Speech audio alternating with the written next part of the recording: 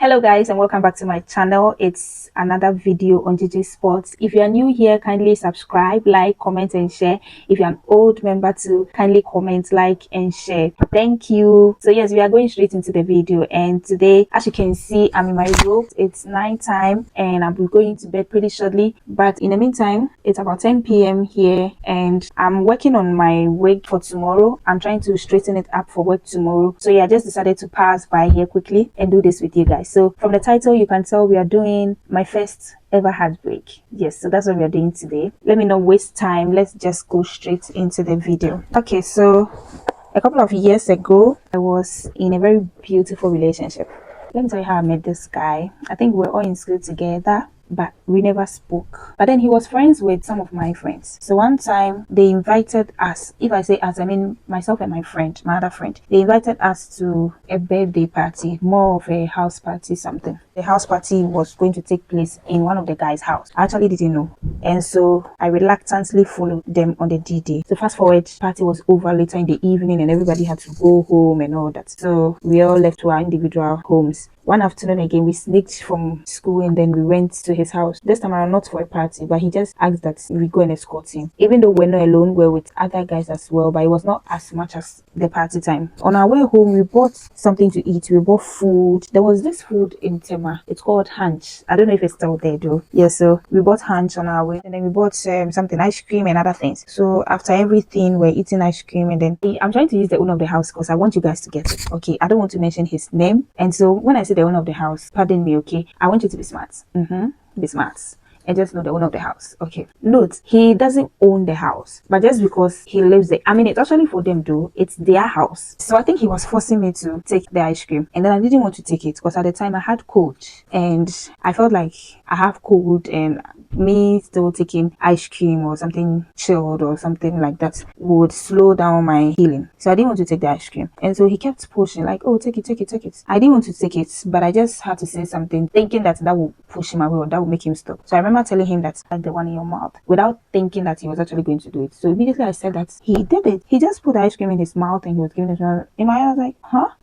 Who does that? Like, okay, this guy is daring me and I mostly like to be dared. I like it when people dare me. So in the process of taking the ice cream from his mouth, we locked lips.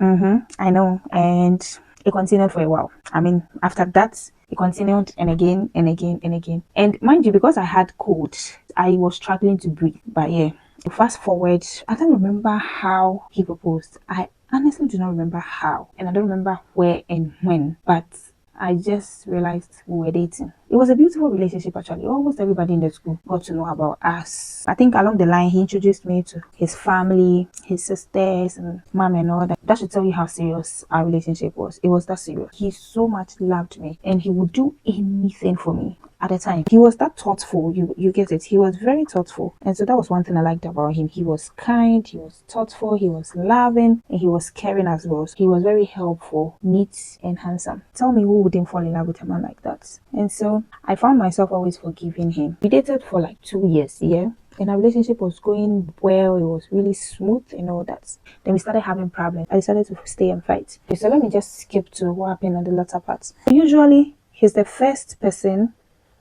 I talk to, like we literally talk to ourselves first in the morning and then last in the evening. But during the day, in between the day, we talk or we chat as well. I know that it's a ritual. I mean, we talk every evening till one of us falls asleep. And one of the times I called, he didn't answer my call. I kept calling. Before that, during the day, he added me on WhatsApp and I think I called a couple of times. He didn't answer my calls and he didn't return them as well. And it was so unusual of him. And so it got me a bit worried that what could be wrong. But then, I still held on to hope that, I don't think he was doing that because of me. Maybe he had other things going on. And there was nothing we hide from each other. We talk to each other, like we tell everything to each other. He tells me everything, I tell him everything. So I was hoping that, maybe he'll come around. The one time I called him in the morning and he didn't answer something. And then during the day, he didn't call me. His replies weren't coming like fast as he used to. And so it got me worried. Then in the evening, I was trying to call to check up because I haven't heard from him the whole day. And so when I called him, he answered and he was giving me straightforward answers. So I was wondering, like, what is the problem? So I started asking questions, what is wrong with you? Are you okay? Or could you, so, those normal questions. And then he got offended. He was like, I remember the last thing he said was, Mami, you choba me, or fedede, which literally means like, madam, my head aches me and you are making noise in my ears. I want to sleep. It was the first time he had ever said something like that to me. So I was silent on the phone for some time. And then I said, okay, then let me allow you to sleep. I was thinking that maybe he'll come back to his senses and realize that even though I was hurt by his words and actions, I still gathered some strength to send him a good night message and still call him in the morning. And it was still like that for some time. So I realized that, okay, maybe he needs some space. I felt that there was something going on that he wasn't telling me, and that let me give him that space he needed. Wait up! Introducing Abina Cooks GH. From mouth-watering entrees to delectable desserts, we bring the joy of homemade goodness to your table. Sit back, relax, and savor the rich taste of our culinary creations. Elevate your dining experience with our personalized cooking services today. Meg Ushering Agency says elevate your events with grace and professionalism. Our team embodies elegance and hospitality, ensuring seamless experiences for your guests. Let's make your events unforgettable together. Book our ushering services for a touch of sophistication at your next gathering. And so that was what I did. I gave him space for some time, and he wasn't calling me days 10 to week. So that was when I realized that our relationship and communication was gradually sinking, and I was trying to find means and ways to revive it, like to bring it back. Yeah, one of his friends told me that they went for a program at Legon, the Paint Hall week, and they met one girl there, and ever since that's he's been spending more time with the girl, and so I should look sharp. So after he gave me that information, I didn't know how to confront him or something, because obviously he would know that his friend has snitched on him. So I kept, trying to play the girlfriend roles and all that, and he was still giving me the laid back attitude and all that. And then I got tired. So one time I just left it like that. I remember I was braiding my mom's hair when she asked of him, and then I was like, oh, he's there, just that we don't talk like we used to, but he's there.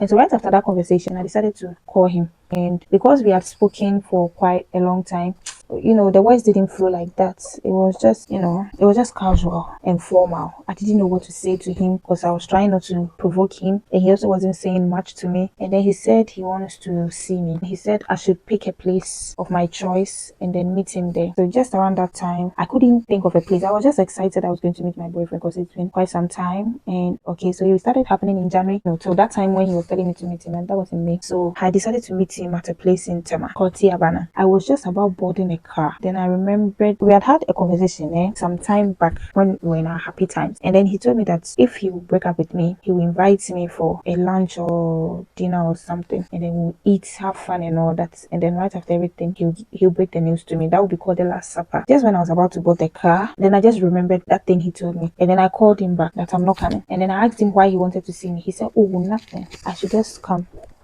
And then I said I won't come until he tells me why he wants to see me. He also refused to tell me. So I went back home and I asked him not to come because I'm not coming. I'd actually returned home. I remember when I got home, my mom telling me that, oh, maybe he has something for you because on your birthday, he didn't wish you, he didn't give you anything. And so probably he has something. But I'm like, no, I don't think so. I think I know what he wants to tell me. So I called him and then I pushed and pushed and pushed, trying to get him to tell me why he wanted to see me. And he refused to talk. So I told him that I know this is what he wants to tell me, so he should tell me. He said, no, that's not what he wants to tell me. And I said, okay, if that's not what you want to tell me, I think I'll have to do that for you. It looks like that's what you want to tell me, but you just can't muster the courage to tell me. So let me just say it for you. And I told him that, okay, so let's just end the whole thing. And so I told him, and he said, okay. And then that was how we broke up that evening. And when we broke up, honestly, even though I was the one who called for it, it was very heartbreaking for me. It was, I don't know how to describe it. The feeling, the pain and everything was solid. I've never felt that type of way before. So the next day, I remember we had a chat on WhatsApp. And then I remember telling him, I'm sorry for everything that happened and blah, blah, blah. He also said he's sorry for everything that happened.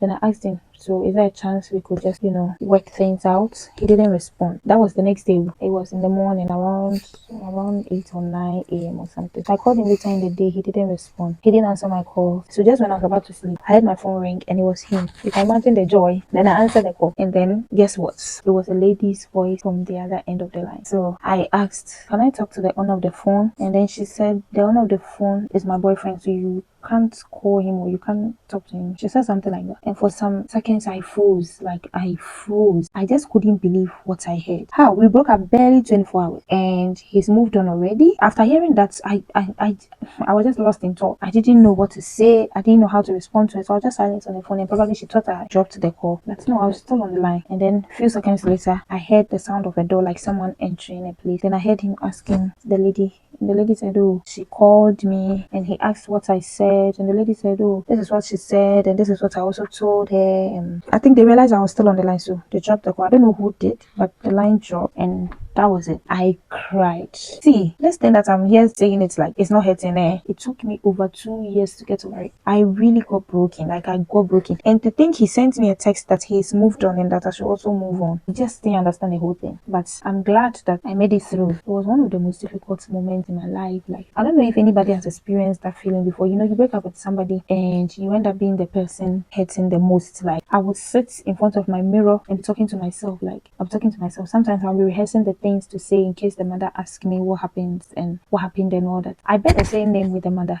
and so I'll just sit and be like, okay, so she'll ask me, so and so, what happened between you and my son? Like, mommy, this and this and that. It's funny, right? That was how far that broken heart got. Like, it was that serious. It was really serious, and for 2 solid years, I couldn't get over him. It was one of the difficult times ever in my life, but here we are. We're talking about it and laughing over it like it was just a normal thing. But no, it was not serious. So yes, this is how I got served breakfasts. Hot, hot, hot, hot, hot, hot, hot. This is how I got served. And so yeah, even though I called for the shots, I called for it, but I ended up being hurt the most. So I ended up being hurt. I don't know how he felt. Now we are cool. We talk and all that. We talk and we really laugh over it. But I honestly haven't asked him how he felt about it. And you know, I wanted to know if I think I need a closure. Yes, it's been years, but I think I need a closure on that. I have to do that to ask him if he was also feeling the same way I was feeling, or if he, I don't know. I don't know if it's necessary, but yeah, I need to do that. And so yeah guys, this is where we're going to end today's video. Kindly like, comment and share this video. If you haven't subscribed to my channel, kindly do so. Kindly hit on the notification button to get all my notifications anytime I post. Thank you for watching. Bye bye.